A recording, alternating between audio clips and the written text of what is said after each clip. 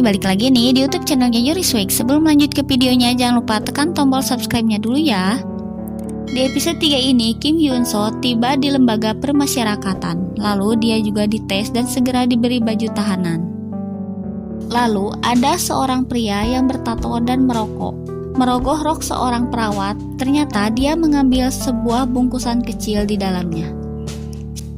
Si pengacara begitu giat mencari informasi dan sepertinya Hyun-soo akan mendapatkan hukuman berat kalau melihat seberapa buruknya situasinya. Si pengacara pun pergi ke rumah Hyun-soo dan menemui keluarganya.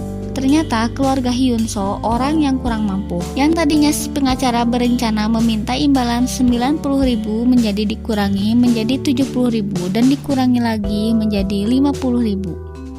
Di tempat Hyun-soo ternyata ada seorang yang diganggu oleh geng lain. Hyun-soo pun merasa tegang mengalami hal ini dalam hidupnya.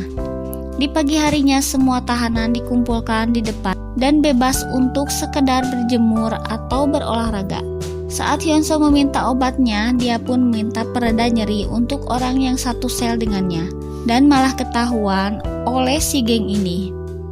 Dan dia pun sekarang ikut diancam oleh geng itu, tetapi untungnya ada si singa ini. Saat diumumkan di televisi, ternyata Hyun-soo dan orang-orang di lapas itu juga melihatnya. Jadi mereka pun sangat terkejut dan mengincar Hyun-soo ini. Hyun-soo langsung menghubungi pengacaranya dan bertanya apa yang akan terjadi kepadanya. Untungnya si pengacara mencoba menenangkan dan bilang kalau Hyun-soo akan keluar dari sana apapun yang terjadi. Hyun-soo juga dikerjain guys oleh para geng ini sampai-sampai dia ditarik dengan tali seperti ini. Untung tidak sampai meninggal ya guys. Orang tua Kim Hyun-soo pergi ke lapas dan berbicara dengan Kim Hyun-soo. Mereka semua merasa sedih dan menangis ya guys.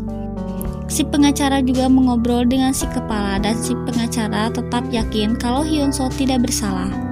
Dan si kepala juga yakin kalau Hyun-soo pelaku yang berwajah polos.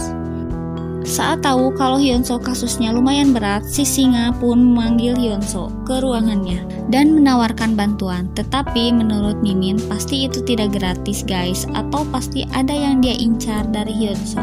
Dan benar aja guys, dia menyuruh melihat orang-orang di sekitarnya dan melaporkannya kepadanya tentang siapa saja yang sudah menjual rokok atau barang ilegal lainnya. Seorang pengacara hebat melihat kasusnya Hyun-soo dan dia juga punya karyawan satu alma mater dengan Hyun-soo, jadi dia ingin menjadi pengacaranya Hyun-soo dan dengan secara gratis. Kira-kira apa motifnya ya guys? Dia mau megang kasus itu dengan gratis.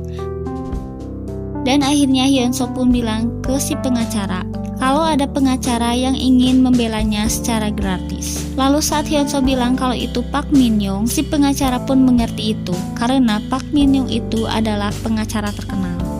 Karena teman sekamar Hyun-soo ada yang bundir, jadi Hyun-soo pun sangat panik dan dia pun lari lalu dikejar oleh para petugas dan dipukuli loh oleh para petugas itu. Sampai jumpa lagi di video-video selanjutnya. Bye bye.